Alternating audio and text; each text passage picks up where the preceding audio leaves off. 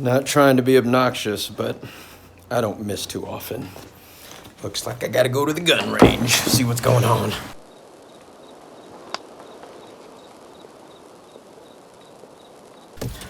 I am just now rolling up on the property, and man, I'm running late. Probably about 35 minutes late. There's a lot of weather and just general traffic driving through Dallas and Fort Worth. This is my first time to hunt out in West Texas in probably like 6 months. So I'm really pumped up about it. Tonight's kind of interesting. This is the first time I've been commissioned to target bobcats. Apparently during deer season, they've been seeing, I think, 2 or 3 bobcats out here all season long. So they want me to get after those bad boys. I spent about an hour reading last night on how to call in bobcats, and I spent another 35, 40 minutes setting up my Primos Alpha Dog collar. I do have Hogs on the crosshairs, of course, because I'm going to be definitely testing these 150 grain Sierra Match Kings. I don't think I'm going to use those for the bobcats because it would just be too devastating on the pelt. So I brought out the 99 grain Hammer Hunter bullets. So let's see if we get something down on the ground. I got to get running late, so I got to get all geared up. And it's wet out here. That's because of hog. Anything that could go wrong would go wrong with tonight's hunt. Like other properties I've hunted recently, hogs have switched to a day mode. They were literally at this location I was planning to hunt from noon until 3:30 today. I really didn't expect to see hogs at the feeder, so I decided just to carry my rifle in and not bring my tripod. Boy, was that going to be a mistake. Right after I finished getting settled into the stand, coyotes started to go nuts.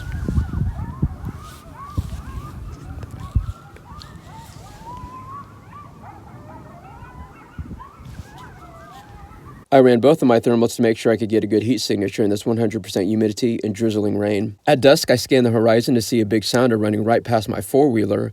I quickly got out of the stand with my Aero Precision 6.5 Creedmoor.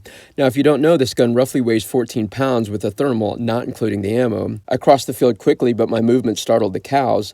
I tried to push them to the south, but that wasn't going to happen. I spotted 2 sows on the tail end of the group, but the cows were now running right towards them. Using the cows as my noise cover, I started running towards the remaining sounder. I extended my Atlas bipod legs as far as they would go. I waited for a clear shot, and we'll pick up the action from here.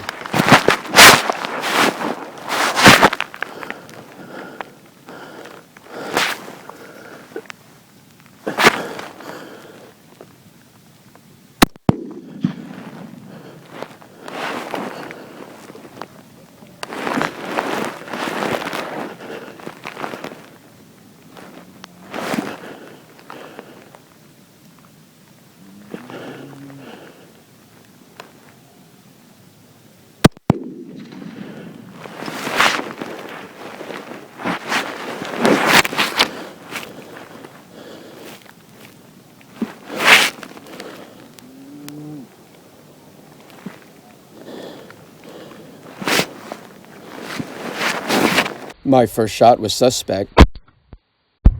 Experience has taught me not to get trigger happy in these situations, and the probability of getting a second shot as these hogs try to relocate one another was high. I lined up for the second sow, and I definitely heard a solid thud.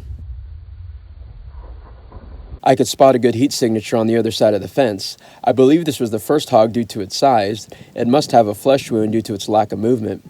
I put my 6.5 Creedmoor on the barbed wire. Yep, it definitely hit a tree branch. One of the problems with thermals is their inability to see thin branches. So now I decided to switch to my 99 grain Hammer Hunters and made sure I was using the right zero. For the next 30 minutes, I tried to call a coyote from the west tree line where I had heard them earlier. Nothing was moving but varmints and raccoons.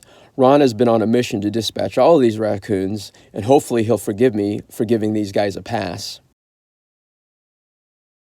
After 30 minutes, I decided to move to the north fence line where they've been spotting these bobcats. Now, the reason that you're seeing my movement, this pasture was so dark and disorienting, this was my only way to navigate through the field. I put out my Primos Alpha Dog collar for my bobcat hunt, but before booting it up, I spotted a heat signature with my Pulsar Axion XM30.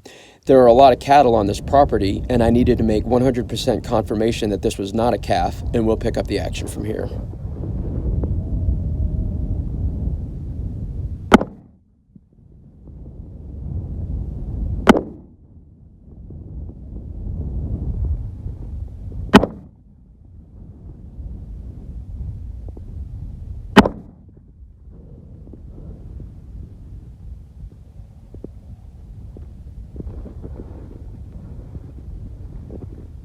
first shot, there was a solid thud, but it looked low. I thought he was on this side of the fence line. You could see him collapse while running. I took a couple of follow-up shots. It wasn't until after evaluating this video that I realized the shot was just over 200 yards away. This was a big hog. At this distance, the hammer bullet would have impacted the hog at 2,657 feet per second, delivering 1,550 foot-pounds of energy, more than enough knockdown energy for this boar. I'm really beginning to question this rifle zero. For the next 30 minutes, I let things calm down. I turned on the Bobcat set that I created yesterday. It took less than 10 minutes for this critter to come in. From the front, it looked just like a Bobcat.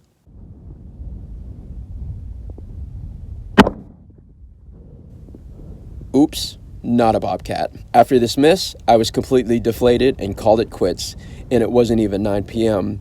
This was one of the most exciting 3-hour hunts that I've had in a long time, but emotionally, this was exhausting. The next morning, I looked for the 2 hogs with no luck. I am certain they are coyote bait somewhere, but I am never satisfied until I could get my hands on the hogs. So stay tuned for my next adventure, which will definitely be at the gun range.